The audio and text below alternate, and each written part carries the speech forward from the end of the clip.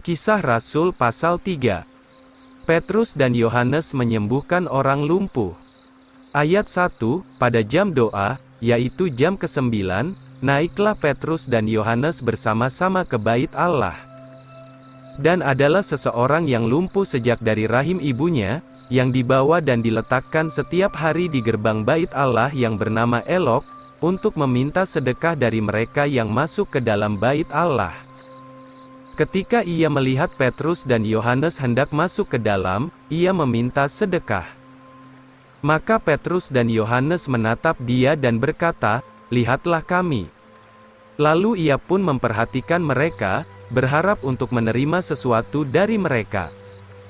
Tetapi Petrus berkata, "Perak dan emas saya tidak punya, tetapi apa yang saya miliki saya berikan kepadamu. Di dalam nama Yesus Kristus dari Nazaret, bangkit dan berjalanlah." Lalu ia memegang tangan kanannya, dan mengangkat dia, maka tiba-tiba kuatlah kaki dan mata kakinya. Maka melompatlah ia berdiri dan berjalan, lalu masuk dengan mereka ke dalam bait Allah, berjalan, melompat dan memuji-muji Allah. Dan semua orang melihat dia berjalan dan memuji-muji Allah.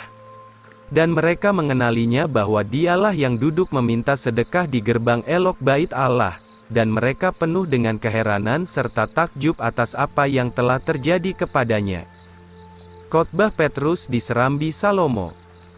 Ayat 11, sementara orang lumpuh yang disembuhkan itu berpaut kepada Petrus dan Yohanes, semua orang banyak itu lari mengerumuni mereka di Serambi Salomo dengan sangat heran. Dan ketika Petrus melihat hal ini, ia menjawab kepada orang banyak itu, "Hai orang-orang Israel, mengapa engkau heran akan hal ini? Atau mengapa engkau menatap kami sedemikian, seakan-akan oleh kuasa atau kesalehan kami sendiri, kami membuat orang ini berjalan? Allah Abraham, dan Allah Ishak dan Allah Yakub, yaitu Allah nenek moyang kita, telah memuliakan anaknya Yesus, yang kamu serahkan, dan kamu sangkali dia di hadapan Pilatus, ketika ia telah memutuskan untuk melepaskannya. Tetapi kamu telah menyangkali yang kudus dan esa dan yang benar, dan menghendaki seorang pembunuh diberikan kepadamu. Dan kamu membunuh sumber kehidupan yang telah dibangkitkan Allah dari antara orang mati, yang dari halnya kami adalah saksinya. Maka oleh sebab iman di dalam namanya, orang yang kamu lihat dan kenal ini, telah dikuatkan oleh namanya. Iman yang ada oleh karena dia telah memberinya kesembuhan yang sempurna, di hadapan kamu semua. Dan sekarang saudara-saudara, saya tahu bahwa kamu telah melakukannya di dalam ketidaktahuan, sebagaimana juga pemimpin-pemimpinmu.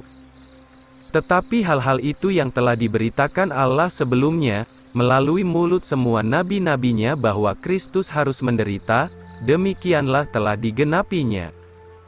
Karena itu bertobatlah dan berbaliklah, supaya dosa-dosamu dapat dihapuskan, sehingga datanglah masa penyegaran dari hadirat Tuhan. Dan ia akan mengutus Yesus Kristus, yang sebelumnya telah diberitakan kepadamu. Ia harus diterima surga sampai tiba masa pemulihan dari segala sesuatu yang telah difirmankan Allah, melalui mulut nabi-nabinya yang kudus, sejak permulaan dunia ini. Sebab dengan sesungguhnya, Musa telah berkata kepada nenek moyang kita, Tuhan Allahmu akan membangkitkan bagimu, seorang nabi seperti saya dari antara saudara-saudaramu. Kamu harus mendengarkan dia, di dalam segala sesuatu yang akan dikatakannya kepadamu. Maka akan terjadi, bahwa setiap jiwa yang tidak mau mendengarkan nabi itu, akan dibinasakan dari antara kaum itu.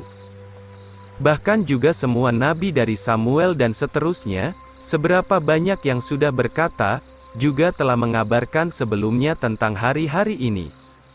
Kamulah putra-putra dari nabi-nabi, dan dari perjanjian yang dibuat Allah dengan nenek moyang kita, katanya kepada Abraham, dan di dalam benihmulah semua keluarga di bumi ini akan diberkati. Pertama-tama, bagimulah Allah membangkitkan putranya Yesus, mengutus dia untuk memberkati kamu, supaya masing-masing kamu berbalik dari kejahatannya,